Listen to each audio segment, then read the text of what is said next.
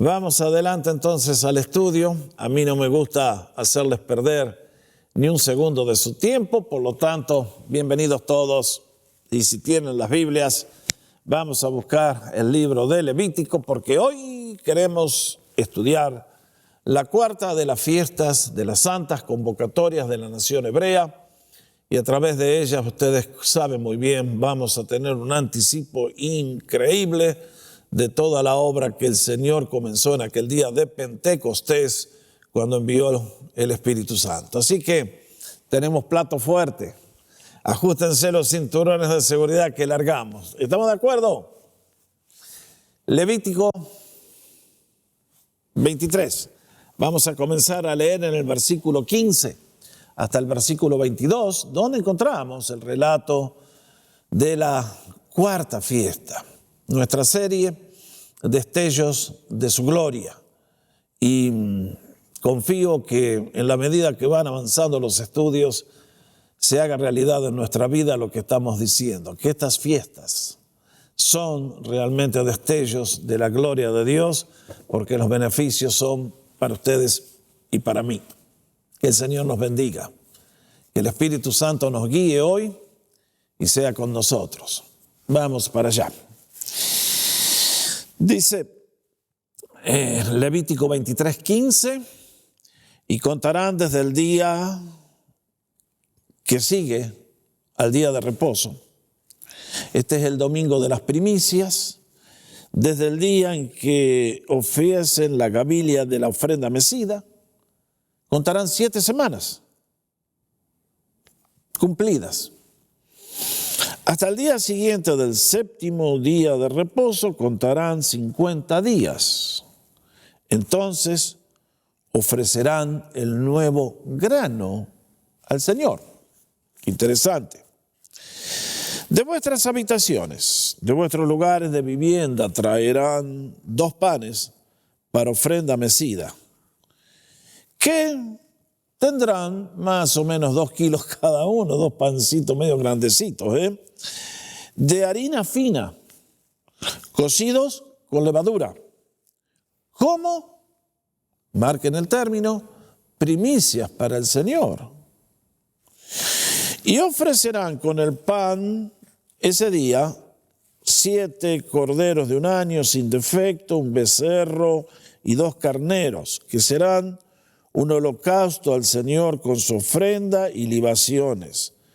Y esto es una ofrenda encendida de olor grato para el Señor.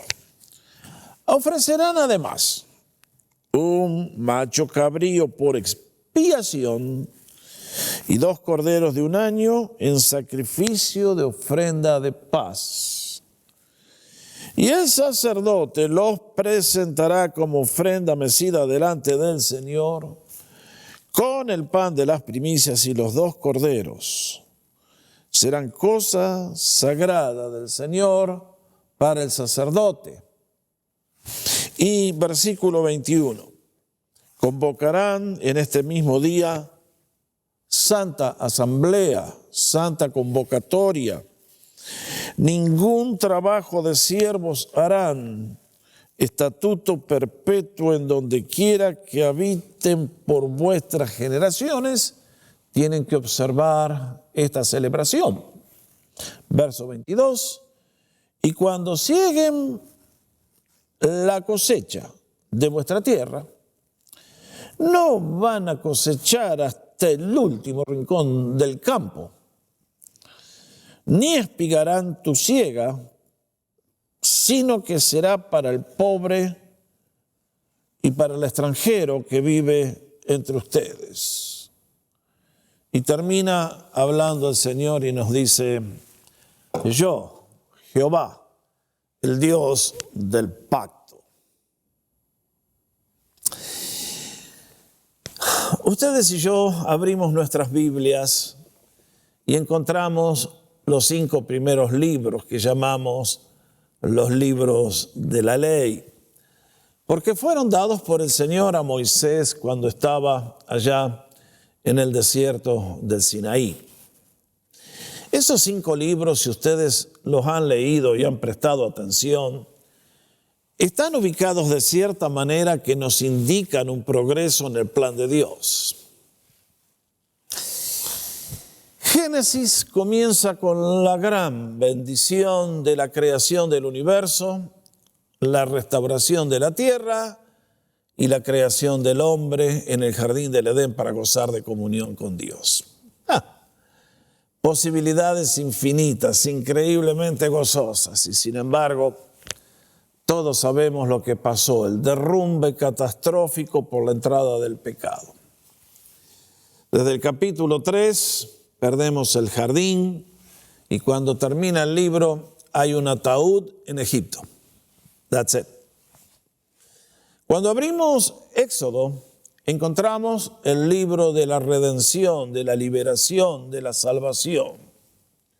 El pueblo de Dios ahora ha sido formado, crecido, y como analizábamos ayer, Dios está formando un nuevo pueblo que, como diría Pablo en el Nuevo Testamento, celoso de buenas obras.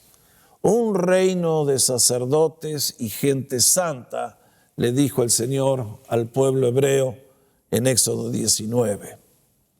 Y cuando pasamos al libro de Levítico, encontramos que a ese pueblo redimido por gracia y amor, ahora el Señor les va a enseñar cómo vivir una vida que le agrade a Él. Por eso, el libro de Levítico es un poquito complicado, lo reconocemos, pero ustedes se dan cuenta que cuando vamos entrando a cada uno de los ritos, no sé cómo decirle, no sé cuál es la mejor palabra, a cada una de esas acciones que Dios le dice a los sacerdotes y a Moisés que tienen que realizar, detrás de eso hay un simbolismo tan hermoso que nos recuerda diferentes aspectos del Mesías que vendría a cumplir todos esos símbolos y que nos indican la cantidad de cosas hermosas que Dios tiene reservada para todos aquellos que le amamos. Cuando llegamos a Números encontramos al pueblo avanzando en el desierto y nos indica la lucha que tenemos los cristianos en todos estos años que el Señor nos concede vida hasta el día que nos introduzca en la eternidad. Y el libro de Deuteronomio, ustedes saben, contiene los últimos mandamientos, la última exhortación a una nueva generación para que sepan cómo vivir agradando al Señor.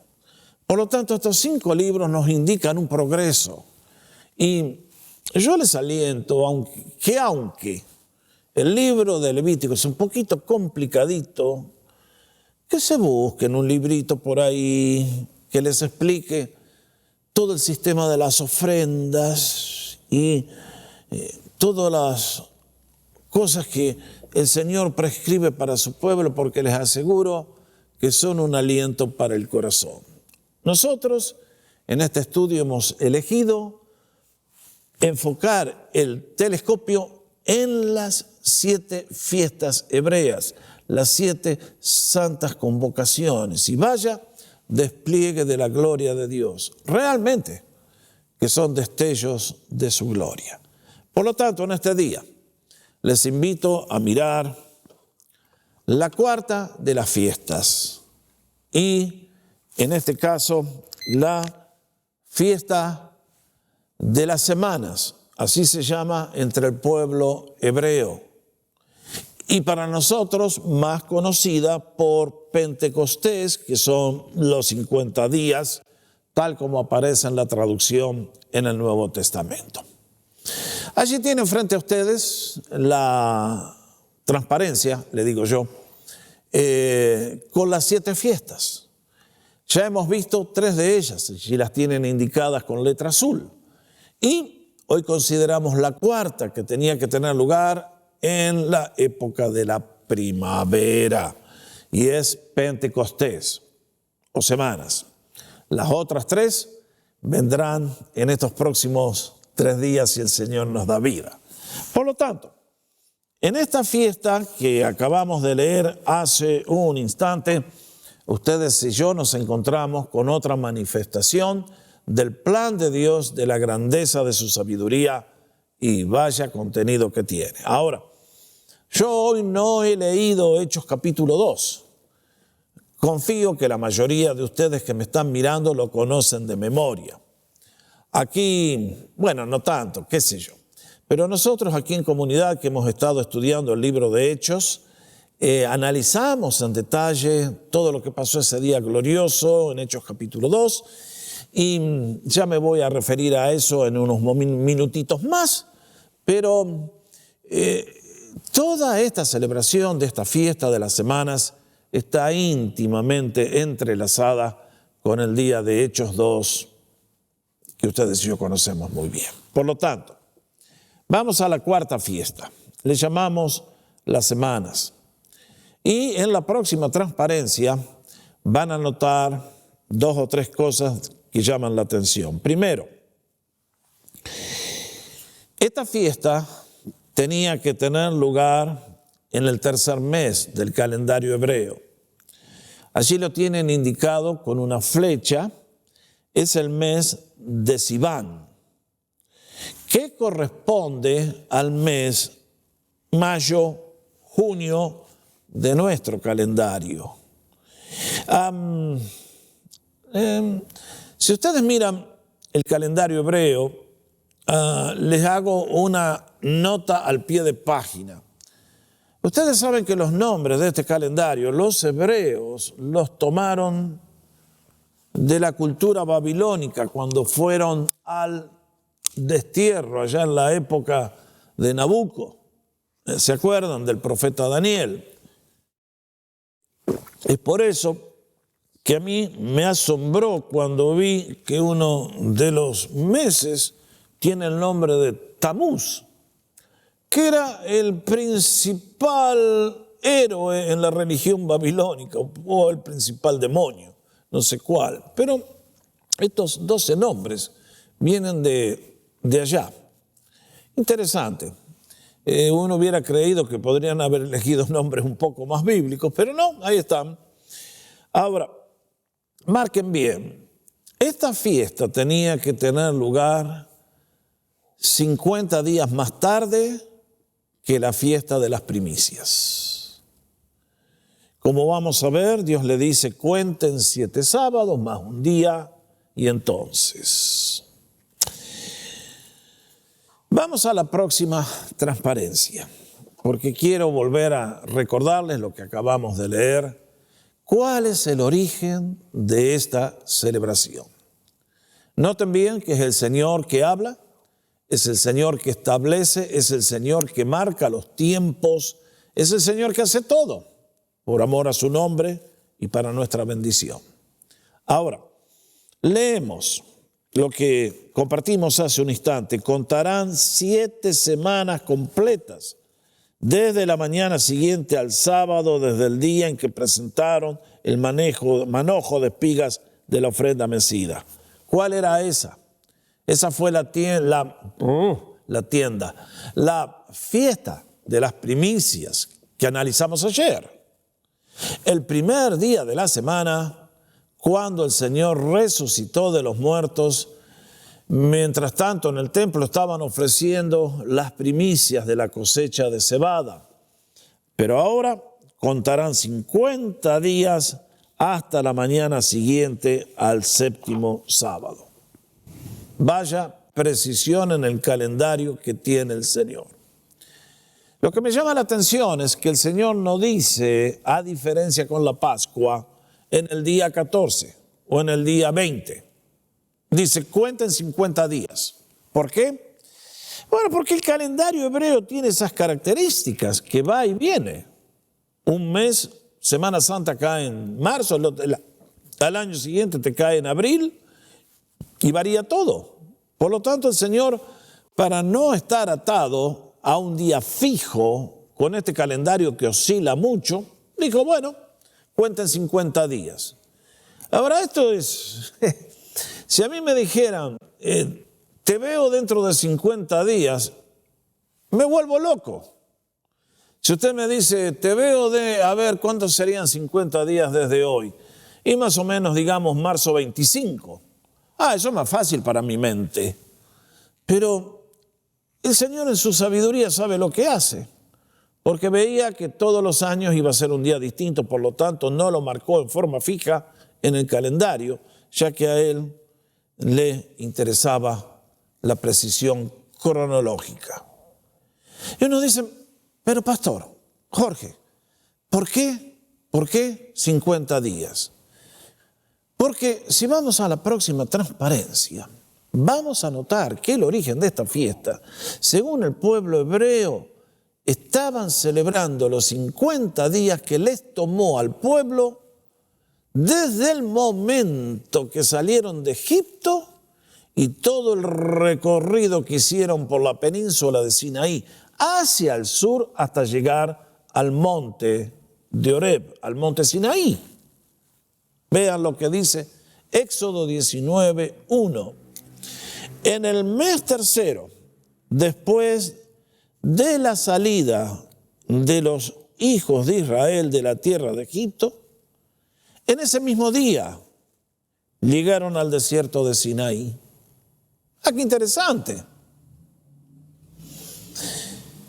¿Cuándo salieron? En el mes de Abib, Nisan, que es el primer mes del calendario, y en el tercer mes, exactamente en el mismo día que salieron de Egipto, en un jueves a la noche, llegaron al monte Sinaí.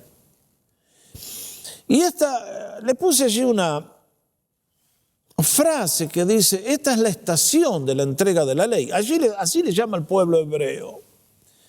Porque Sinaí no fue un momento, el pueblo estuvo ahí varios meses mientras se les entregaba la ley. Estos escritos que ustedes y yo tenemos frente a nosotros. Y ustedes saben que a Moisés le tomó varios días en la presencia del Señor hasta que pudo recibir todo lo que ustedes y yo leemos, especialmente acá en el libro de Levítico. Y que también se registra en Éxodo con la aparición de todo el sistema de culto, la edificación del tabernáculo, etcétera, etcétera. Así que íntimamente ligado con los 50 días es la entrega de la ley. Ahora, la celebración de esta Pascua. Ayer o anteayer, no me acuerdo, vamos a la próxima transparencia, leíamos la orden del Señor en Deuteronomio 16:16, donde exhortaba que la nación tenía que tener 3 convocatorias sagradas que no podían faltar. Y vimos juntos que la primera de ellas era la de los panes sin levadura. Todo el paquete de la Pascua. Y ustedes y yo sabemos muy bien cuando llegamos al Nuevo Testamento que gente de todos los rincones del mundo vinieron a celebrar la Pascua. Jerusalén saltaba de ser una ciudad de 100.000 personas a ser una ciudad de 2 millones. Y la segunda convocatoria, misma historia, es la fiesta de las semanas. Por eso leemos en Hechos 2 que gente, partos, medos, elamitas, los que habitamos en Mesopotamia, Capadocia, Cirene, Libia, por todas partes, de todas partes, había venido el pueblo hebreo a celebrar esta santa convocatoria. En la mente del Señor es importantísima, porque como les expliqué cuando enseñábamos Hechos, el Señor quería que se concentre en Jerusalén gente de todos los rincones del mundo para que sobre ellos viniera el Espíritu Santo y después desparramaran el mensaje por todos los rincones de la tierra. Entonces, seguimos avanzando y tenemos que contestar la pregunta muy bien. Es un solo día. Los panes sin levadura duraban 7. Primicias era un solo día. Pentecostés también es un solo día. Ahora, ¿qué pasaba ese día en el templo? Bueno, ustedes y yo leímos varios sacrificios, ya los menciono, pero hay algo que a mí me captó muchísimo la atención y es la ofrenda vegetal. Vamos a la próxima transparencia. Porque leímos juntos 23, 16 y 17. Entonces presentarán una ofrenda vegetal nueva al Señor. Ofrenda vegetal nueva. Ok. Desde los lugares donde habiten traerán 2 panes para ofrenda mecida. ¿Cómo? ¿No lo habíamos hecho el día de las primicias? Que serán de 4 kilos de harina fina cocidos con levadura como primicias al Señor. Allí traté, no sé si se verá muy bien, espero que sí, quise subrayar 3 hechos dignos de ser destacados. Uno con color verde, el otro ni sé qué color es, el tercero rojo. Bueno, vamos por parte, vamos por el rojo. Primero, ¿por qué dice primicia si yo hago una fiesta? Allí pongo en la pantalla para ustedes las segundas primicias. ¿De qué estamos hablando? Ayer les explicaba que la primera cosecha en Israel era la cosecha de cebada, porque se había sembrado el año anterior, se cosechaba ahí en la época de la Pascua y adentro íbamos con la primera primicia. Pero en junio venía la cosecha del trigo. Esto es una segunda bendición para el alimento de toda la nación. Interesante. Pero acá dice el Señor que tienen que hacer una ofrenda mecida igual que la de las primicias. Pero ¿notaron ustedes lo que pasa aquí? Que el Señor les pide que hagan una ofrenda con 2 panes. ¿Por qué? Bueno, en este caso no se alcanza a ver el simbolismo. Para entenderlo tenemos que esperar hasta el día de Pentecostés del Nuevo Testamento, Hechos 2. ¿Por qué? Porque ustedes saben que ese día nació la iglesia del Nuevo Testamento, la familia del Mesías, la familia del Señor. Y el día que inició la iglesia del Señor, la gran mayoría eran todos hebreos. Digo la gran mayoría, porque si ustedes leen el relato de Lucas en capítulo 2, van a notar que dentro de la multitud estaba lleno de judíos piadosos y, la palabra que más me interesa, prosélitos. ¿Quiénes eran ellos? Ustedes lo saben. Gente que no nació en Israel, gente que no eran hebreos de sangre o de raza, sino que en algún momento encontraron la religión de Israel e hicieron un compromiso con ella. Lo cual implicaba que tenían que bautizarse, circuncidarse para ser admitidos en el pueblo hebreo. Y entonces ahora nace una nueva iglesia, que después vamos a ver que se incorporan todos los gentiles, porque la bendición del Mesías no era solamente para la nación que había fracasado, sino que su bendición era para llegar a todos los continentes del globo terráqueo y alcanzar a todas las naciones, culturas, subculturas, personas, donde quiera que estén, pueden ser salvos por la obra de Cristo Jesús. Por eso lo simboliza en 2 panes. En 2 panes que indica lo que Pablo hablaba después en Efesios, ¿se acuerdan? Se acabó la pared divisoria. Antes había 2 pueblos, pero ahora hay uno solo por la obra de Cristo. Así que muy, muy significativo. Ahora, lo otro que me llama la atención es que esos panes tenían que ser hechos con harina fina. No era suficiente hacerlos con harina. ¿Por qué harina fina? Porque creo que nos indica los sufrimientos que el Mesías tuvo que experimentar para poder rescatarnos a ustedes y a mí de nuestra vana manera de vivir. Si ustedes saben algo de cómo se hace el pan se hace con harina. ¿Y cómo se hace la harina? Bueno, ustedes lo saben. Salmo 1. ¿Se acuerdan? El trigo y el tamo. De esa plantita, de las espigas, el tamo se va, queda el grano. ¿Y luego qué se hace? Bueno, se lo metía en un mortero, en un molino, donde el grano era triturado. Y en la medida que es pulverizado, es que aparece ese polvo blanco que fabrica la harina y nos permite hacer el alimento básico para nuestras familias. Pero hay diferentes grados de harina.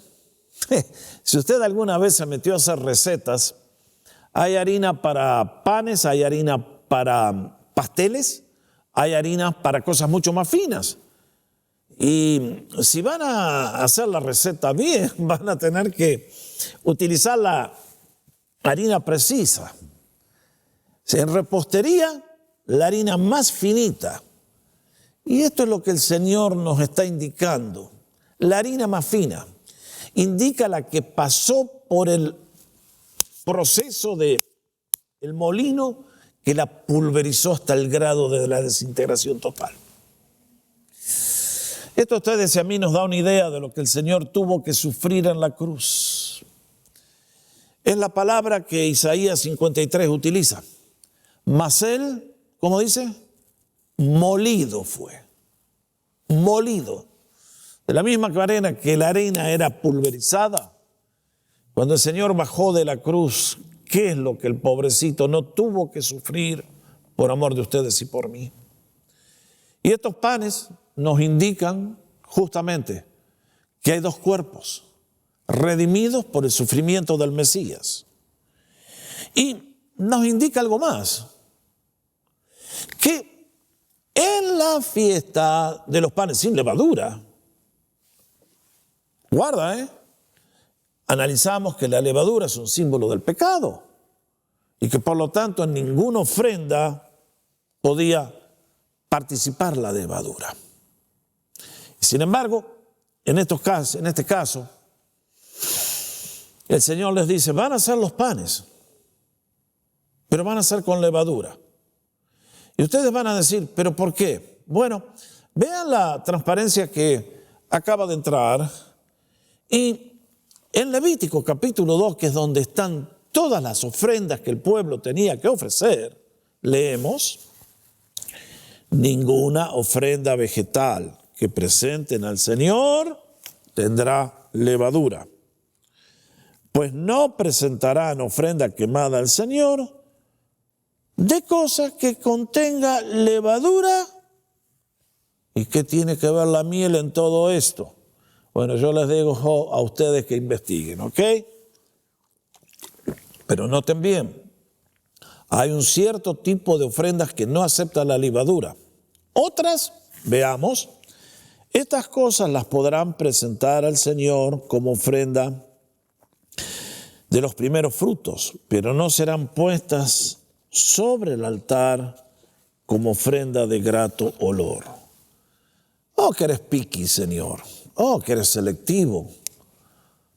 Creo que nos está recordando que en su presencia, donde el mal no puede entrar en ninguna versión ni en el más mínimo tamaño, la levadura no tiene acceso. Y sin embargo, ahora al ofrendar estos dos panes, nos está diciendo usen levadura para indicarnos ¿qué cosa?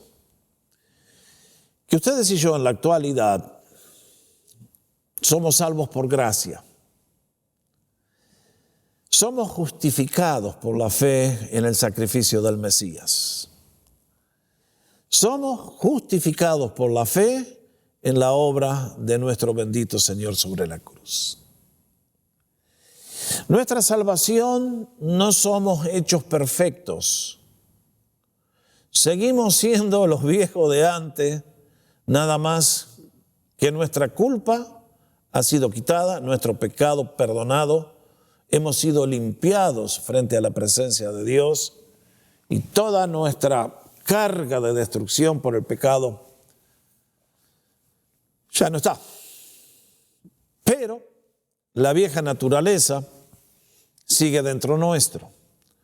Por eso ustedes somos pan con y yo somos pan con levadura. Tenemos la grandeza del Espíritu de Dios y al mismo tiempo tenemos la bajeza de la vieja naturaleza pecaminosa.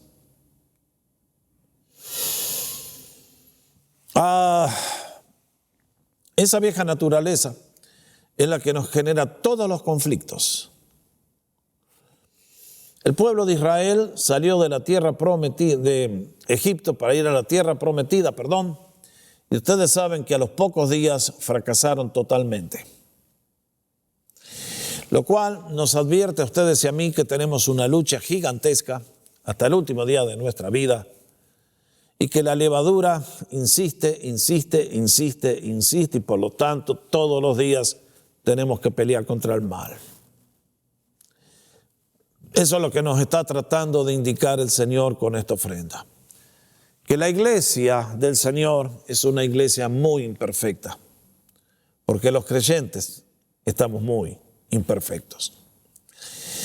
Por eso, la falta de poder, la falta de avance rápido, la falta de tantas cosas que decimos, pero tenemos un potencial gigantesco. Tristemente, en la misma proporción está el potencial para hacer el mal y tristemente muchos creyentes quedan tirados en el desierto, de la misma manera que el pueblo de Dios quedó tirado en el desierto y no pudieron entrar a la tierra prometida. Así que aquí tenemos un anticipo de lo que vendría cuando se formara la iglesia. Si seguimos mirando la celebración, encontramos la ofrenda quemada de olor grato. Esta es distinta. Y el Señor nos dice todo lo que hay que ofrecer. Ofrecerán con el pan 7 corderos. Esta es una ofrenda quemada de olor grato al Señor. Así que primero traían los panes, luego tenían que hacer este sacrificio. Pero hay más. Vamos a la próxima transparencia. Leímos de la ofrenda por el pecado, el sacrificio por el pecado. Ofrecerán además un macho cabrío como sacrificio por el pecado. Una más, sacrificios de paz. 2 corderos de 1 año como sacrificio de paz. Y todo esto, este paquetazo inmenso, tenía que tener lugar en el templo en este día. Y recuerden, una cosa más, y es que esto sí podemos decir que fue un fin de semana largo, porque el sábado habían reposado, era día de descanso. Pero en este primer día de la semana también, como parte de la convocatoria, tenían que descansar. 19:21 leímos: en este mismo día convocarán a una asamblea sagrada. No harán ningún trabajo laboral. Creo que vale la pena explicar esta expresión, porque los judíos la llevaron, los fariseos, a un extremo que no tiene lugar cuando la fiesta fue establecida. ¿Qué queremos decir? Cuando habla de trabajo laboral, está hablando de ir a pasar el arado, abrir el surco, plantar la semilla, cosechar la mies. Ustedes saben, está hablando de que no vas a ir a cortar los árboles, a cosechar las manzanas. Está hablando de trabajo, el mismo que ustedes y yo hacemos cuando vamos a la oficina, a la fábrica, a la escuela, etcétera, etcétera. Eso no debía hacerse, debía ser un día de descanso, al igual que el sábado. Pero esta expresión no quiere decir que no podían cocinar.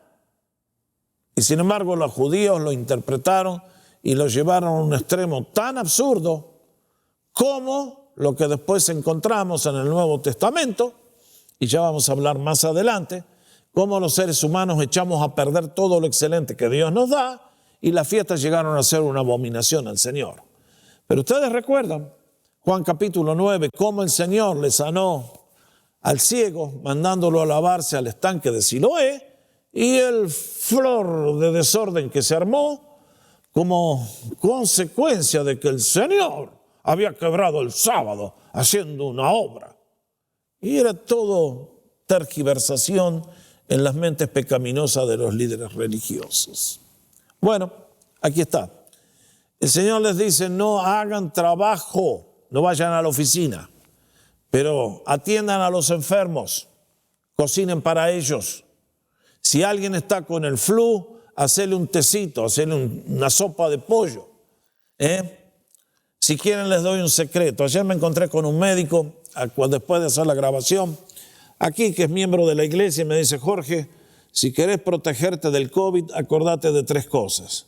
Vitamina C a la mañana y a la tarde, vitamina D3 todos los días al mediodía, y después lavate bien los senos nasales para que no te agarre nada que se te quede acumulado ahí. Palabra de médico, se las paso a ustedes.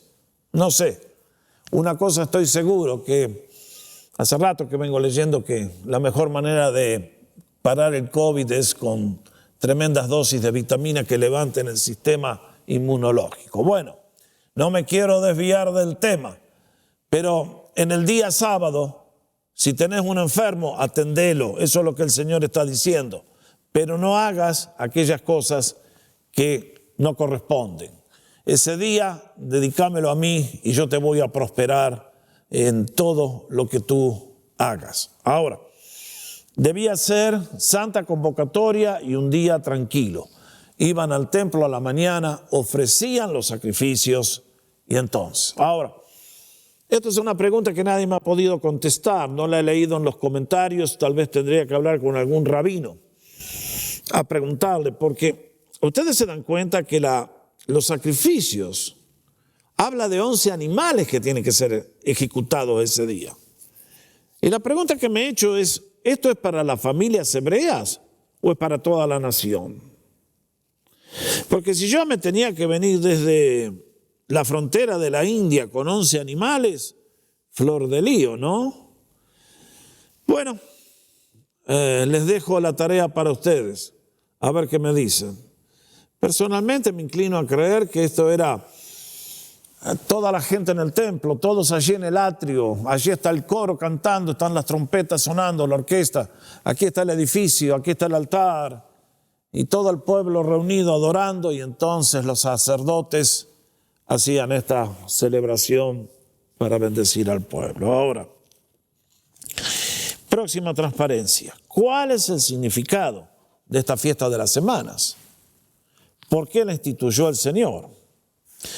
Bueno, creo que al igual que en la fiesta de las primicias, el Señor nos está recordando que el Mesías vendría para traer un paquete completo de bendiciones, que Él no solamente nos justificaría por la fe para ser nuestro Salvador, sino que también pasaría a ser nuestro Padre que nos proveería todas las necesidades.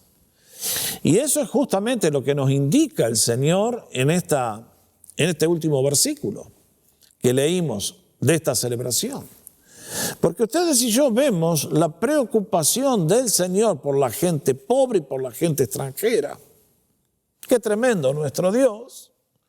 Como dijo, y cuando ciegues la cosecha de tu tierra, no segarás hasta el último rincón de tu campo, ni recogerás las espigas en tu campo cegado. Las dejarás para el pobre y el extranjero. Guarda que yo soy el Señor tu Dios que te advierte, no falles con el sistema de previsión social. Acá en Estados Unidos le decimos el Social Security, la seguridad social. Bueno, esto es lo que el Señor está haciendo por su pueblo. Él no se olvida de las viudas, de los huérfanos, de los desvalidos. A mí me toca la tristeza de ser extranjero en este país, como millones que hemos venido de otras naciones de la tierra. Y es feo ser segunda categoría. Es feo que siempre te miren de arriba como diciendo, qué burrito que es este hombre. Pero así será siempre. Los locales se consideran los dueños y nosotros jugamos de visitantes. Y lógicamente, ya desde el día que salieron de Egipto, el pueblo de Dios se encontró con que se les unieron a la marcha un montón de gente de Egipto. Muchos egipcios dijeron, ¿qué futuro tenemos aquí si la nación quedó barrida por las plagas? Nos vamos a morir de hambre. Vamos con los hebreos que nos va a ir mejor. Es evidente que la mano del Señor está con ellos. Y es evidente que en esa marcha muchos los mirarían ahí con medio, vos no pertenecés, Y el Señor dice, momento, cuando lleguen a la tierra y se establezcan, ojo, no vayan a ser de tratar a los extranjeros como un día los trataron a ustedes en Egipto. Trátenlos como socios al mismo nivel. Esa es la enseñanza. Por lo tanto, el libro de los Salmos bien nos enfatiza que Dios es el Padre de huérfanos y de viudas y de extranjeros, y nuestro Señor ama a todos por igual y en su mente no hay distintos escalones sociales. Todos somos unos, redimidos por la sangre de Cristo. Ahora, vamos al significado profético de esta celebración. ¿Cuál es él? Hace un rato, cuando les hablaba de por qué los 50 días, les dije que esa época dentro del pueblo hebreo usan la expresión, esta es la estación, el periodo de tiempo cuando la ley fue entregada. Cuando llegaron al Sinaí, no fue un evento de media hora, estuvieron allí varias semanas. Y durante todo ese tiempo, acuérdense que le tomó 40 días a Moisés para copiar todo lo que el Señor le dictaba y venir al pueblo con la ley. Entonces es la estación, es la época, la estación, al igual que la primavera, Y entonces eso indicaba la fiesta de Pentecostés, recordaba la estación de la entrega de la ley. Pero cuando llegamos al Nuevo Testamento, ¿qué nos encontramos? Que recuerda la estación cuando el Espíritu Santo fue entregado a los creyentes. Cuando comenzó una nueva administración, un nuevo periodo en el plan de Dios, cuando el cuerpo del Mesías sería formado. Pablo habla de que Él es la cabeza y nosotros el cuerpo. Cuando nace un bebé, vemos la cabeza y sabemos que automáticamente el cuerpo viene atrás. Este es el plan de Dios. Está recordándonos que lo que Él inicia en Pascua va a tener su consumación en Pentecostés. Y desde ese día, hace casi 2000 años, el cuerpo místico del Señor, su iglesia, de aquel grupito de 120 judíos, ha estado creciendo en forma permanente hasta llegar al día de hoy, donde la iglesia está en todos los países de la tierra y donde se cuenta por ¿cuántos millones? No sabemos, ese es un número que solamente el Señor lo tiene. Pero una cosa estamos seguros, que son muchos, muchísimos millones. Por lo tanto, entrega de la ley, ahora viene el Espíritu Santo. Ahora, déjenme señalarles un paralelismo muy notable que encuentro entre las dos celebraciones. Si esta es la estación de la ley, cuando la ley fue entregada, y esta es la venida del Espíritu Santo para ¡boom! Vean ustedes esta comparación. Vamos a la próxima transparencia. Porque aquí yo leo en Éxodo 19, 18, que cuando el Señor vino a entregar la ley al pueblo, fue un evento que aterrorizó al pueblo, porque fue un despliegue del poder de Dios que los dejó temblando como una hojita con un viento fuertísimo. Todo el monte Sinaí humeaba, porque el Señor había descendido sobre él en medio del fuego. El humo subía como el humo de un horno y todo el monte se estremecía en gran manera.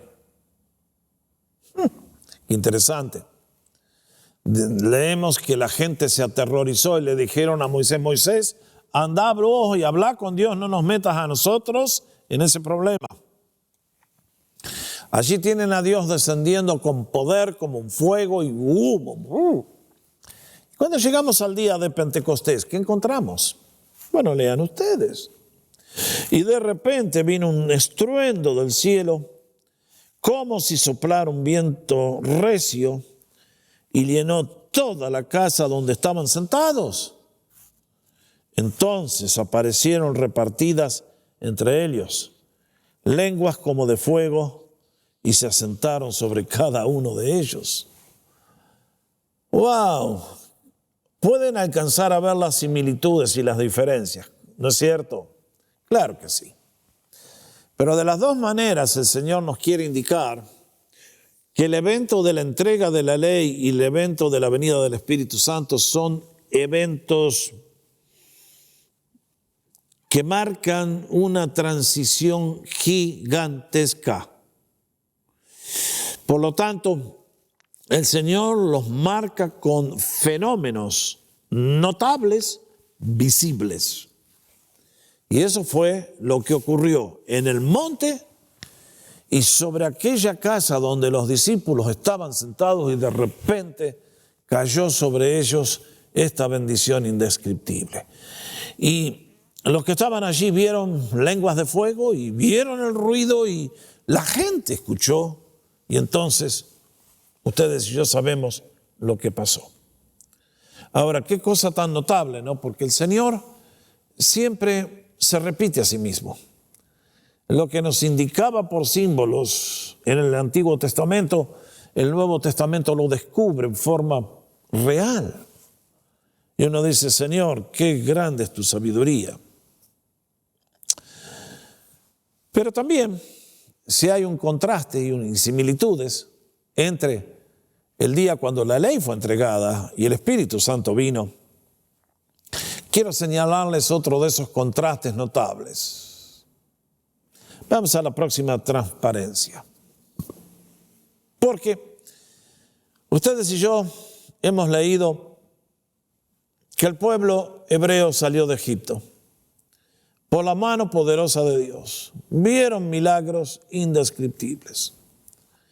Y sin embargo, hace un rato les hablaba que ustedes y yo somos creyentes que llevamos la levadura del pecado dentro nuestro, y cuán inclinados y pronto estamos a volver a las andadas, a las cosas malas que están dentro del corazón. Y ustedes recordarán que cuando Moisés se fue y pasaron varios días, el pueblo se puso nervioso y vinieron a Aarón y le dijeron: ¿qué pasó con Moisés? Se lo tragó la tierra, che. Muchachos, vamos, hagamos un becerro de oro, y ustedes saben el fin de la historia. Cuando Moisés regresa, hay un castigo brutal, y entonces en Éxodo 32, 28 leemos: entonces los hijos de Leví hicieron conforme al dicho de Moisés. Y aquel día cayeron del pueblo como 3,000 hombres. Marquen. 3,000 personas perdieron la vida por culpa del pecado. ¿Quieren que hablemos de levadura? El pueblo de Israel fracasó completamente en el viaje desde Egipto hasta la tierra prometida. Ustedes lo saben. De 20 años para arriba murieron todos en el desierto por el castigo de Dios. Eso es trágico. Solamente la generación de menos de 20 que habían nacido en Egipto, y todos los que nacieron en el desierto después entraron. Pero todos los viejos murieron todos. Y mis hermanos, esto a mí me indica la dimensión que tiene la levadura dentro de nuestra vida. La levadura que se manifiesta tantas veces en pecados que no son condenables por los hombres, pero que en la presencia de Dios huelen muy mal.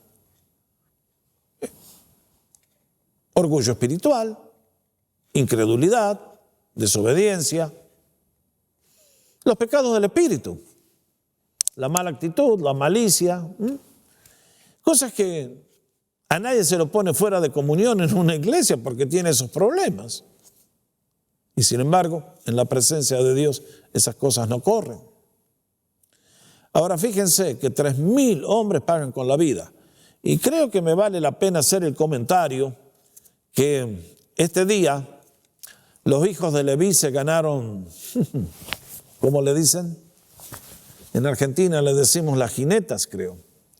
Aquellos soldados que por su valentía en el combate se ganan las medallas de oro, de bronce y logran una posición de gran reconocimiento en el ejército de su nación.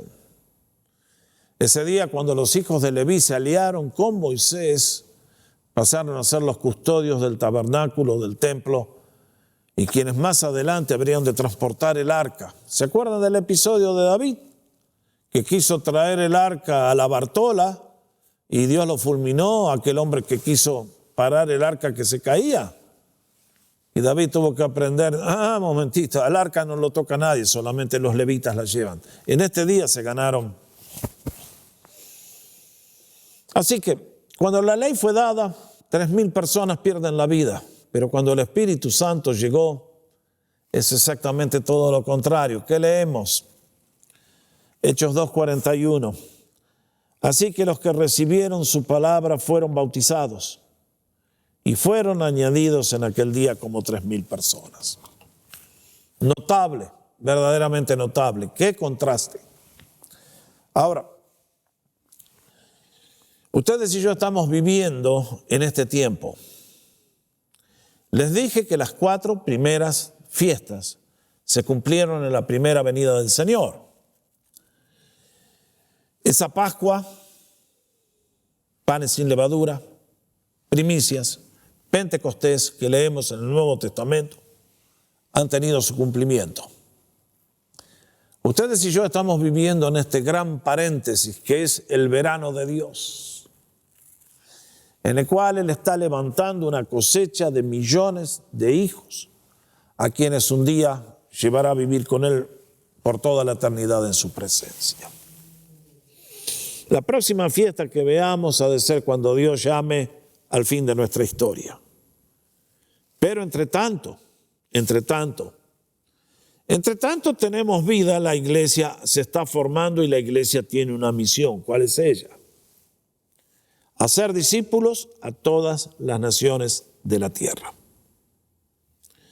Para la gente que es miembro de comunidad, no hay uno que no sepa por qué existimos nosotros. Nuestra iglesia, Comunidad de las Américas, existe para cumplir la gran comisión del Señor. ¿Cuál es? Vayan, hagan discípulos a todas las naciones. La mayor cantidad de discípulos, y no olviden que discipulado es un proceso de crecimiento en la gracia, por eso demanda mucho tiempo. Pero desde el día que vino el Espíritu de Dios, nos indicó la gran cosecha que Dios mandaba a la tierra, no ya de trigo como primicias, sino de almas preciosas que un día viviremos con Él. Por lo tanto, todas estas 4 fiestas que acabamos de ver, 50 días mirando para atrás, primicias, la resurrección, panes sin levadura que llevaron al Cordero a la muerte, y todo viene como resultado de lo mismo, la gran obra del Señor muriendo en nuestro lugar. Es por esa cruz, es por ese sacrificio que ustedes y yo tenemos acceso a todas las bendiciones que el Señor derrama sobre su pueblo. Por lo tanto, cuando tú y yo nos acerquemos a Dios, debemos hacerlo como estas fiestas nos enseñaban que debían ser hechas. En fe, en agradecimiento, como una ofrenda mecida diciendo, Señor, bendíceme en el futuro, porque todo lo que tengo y soy depende de ti. Mis hermanos, las fiestas a mí me indican las posibilidades infinitas que los creyentes tenemos por la gracia y el poder del Señor. Tremendo.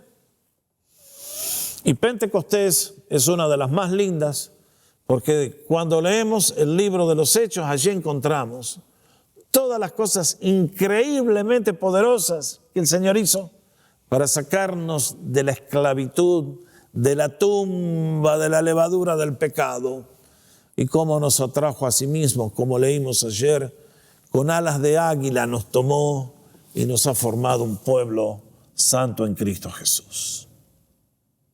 ¿Captamos la mención? El mensaje. Les dije cuando empezamos el estudio, estas fiestas nos indican la grandeza de Dios al diseñar este plan. La grandeza de Dios de enseñarnos a través de los símbolos las cosas abstractas que contiene el mensaje de salvación. Encontramos a Dios como nuestro Salvador, Redentor, Proveedor, preocupado por todos. Y por lo tanto, al estudiar estas fiestas, yo les invito a prestar atención, vuelvan a leer los pasajes, pídanle al Espíritu que les revele una cantidad de detalles que hoy yo no puedo tratar por amor al tiempo, pero entonces, que sean los que nos abren los ojos para ver las grandezas de nuestro bendito Señor, de su plan glorioso, y que por su elección y su gracia nos incorporó en su familia y hoy disfrutamos de sus beneficios. Hoy estamos viviendo entre Pentecostés y la fiesta de las trompetas. ¿Cuánto tiempo nos queda? No sé. Lo que sé es que han pasado 2000 años y la segunda venida de Cristo está mucho más cerca. Eso es lo que queremos ver mañana. Por lo tanto, confío alentar vuestro corazón con el estudio de hoy. Así que, Pascua, panes sin levadura, primicias, semanas o Pentecostés, trompeta será la próxima. Que el Señor les bendiga a todos. Que este estudio nos encuentre a todos en el centro de la voluntad de Dios, creciendo en la gracia y el conocimiento de Dios, creciendo en el servicio, llevando fruto en todo lo que hacemos, porque el Cordero de Dios lo dio todo por ti, por mí, y está deseoso de formar un pueblo celoso de buenas obras, una nación de sacerdotes y un pueblo santo. Qué privilegio el tuyo y el mío.